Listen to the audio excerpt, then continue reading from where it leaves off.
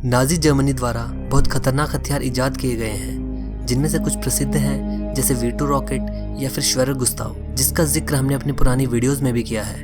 पर आज जिस हथियार की हम बात करने जा रहे हैं वो शायद नाजी जर्मनी द्वारा बनाया गया अब तक का सबसे खौफनाक हथियार है। पर क्या इस हथियार का निर्माण सच में किया गया था, जिसका नाम है द ग्लॉक।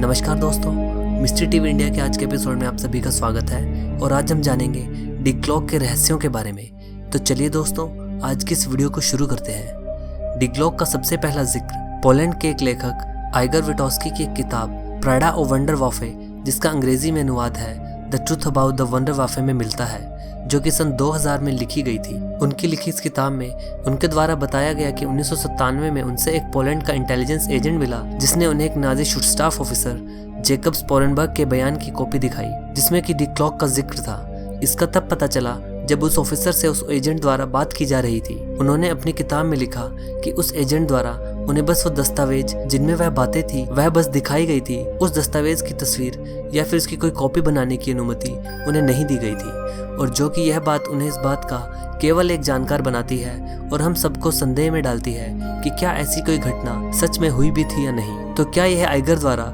बिना किसी सबूत के सिर्फ हवा में की गई बातें हैं? आइगर की इस किताब को ज्यादा प्रसिद्धि तब मिली जब लंदन के एक जर्नलिस्ट निक कुक ने उनकी इस बात को अपनी किताब द हंट फॉर 0 पॉइंट में लिखा, और तब से इस द ग्लॉक के बारे में बातें पूरी दुनिया में फैलने लगी। आइगर के अनुसार द ग्लॉक कुछ इस प्रकार थी। यह एक घंटी के आकार का हथियार था जो कि एक अज्ञात धातु से निर्मित था, जिसके बारे में कोई भी ज्ञान किसी को नहीं है। द ग्लॉक में इस धातु के 2 सिलेंडर थे, जिनमें से एक क्लॉकवाइज और दूसरा एंटी क्लॉकवाइज घूमता था, और इसकी पूरी ऊंचाई लगभग 4 मीटर और चौड़ाई लगभग 2.5 मीटर की थी।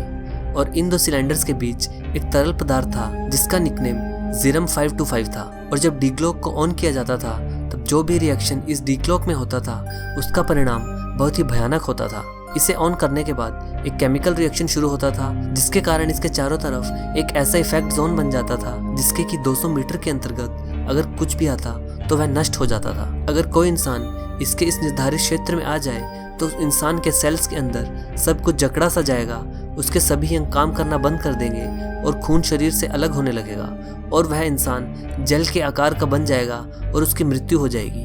अगर कोई पेड़ पौधा संपर्क में आए तो वो तुरंत नष्ट हो जाएगा। माना जाता है कि इसे बनाने में जुटे 7 में से 5 वैज्ञानिक इसे टेस्ट करते वक्त मारे गए थे। और भी कुछ विवरणों के आधार पर इसे केवल एक खतरनाक हथियार नहीं बल्कि एक टाइम ट्रैवलिंग मशीन भी बताया जाता है। पर इन सभी बातों के पक्के सबूत आज तक कभी भी किसी के भी द्वारा नहीं मिले हैं। बस सबूत के तौर पर एक कंक्रीट से बना स्ट्रक्चर है जो कि पोलैंड में है, और इस स्ट्रक्चर को हेंज के नाम से भी जाना जाता है। और कहा जाता है कि ग्लॉक को इसके अंदर रखा जाता था और उसे बांधकर हवा में उठाया जाता था और फिर वह एक उड़न तश्तरी के समान वहां से गायब हो जाता था। क्या आइगर ने कभी वह स्क्रिप्ट देखी थी जिसके बारे में उन्होंने अपनी किताब में बताया है? इसका कोई सबूत नहीं है, बजाय इसके कि हम सब उनकी इस बात पर विश्वास करें, क्योंकि जिस ऑफिसर का उन्होंने जिक्र किया है वह भी अब इस दुनिया में नहीं है। हालांकि कुछ पोलैंड के लोगों द्वारा ऐसी चीज जो द ग्लॉक जैसी दिखती है उसको देखे जाने का जिक्र किया है, पर क्योंकि नाजीज से जुड़े ऐसे बहुत किस्से हैं जो कि नाजीज को ऐसी चीजें इजाद करने की क्षमता का बताते हैं। दुनिया की सबसे पहली बैलिस्टिक मिसाइल V2 रॉकेट भी नाजीज ने ही बनाई थी, और जो कि अब तक का एक बहुत ही सफल हथियार माना जाता है।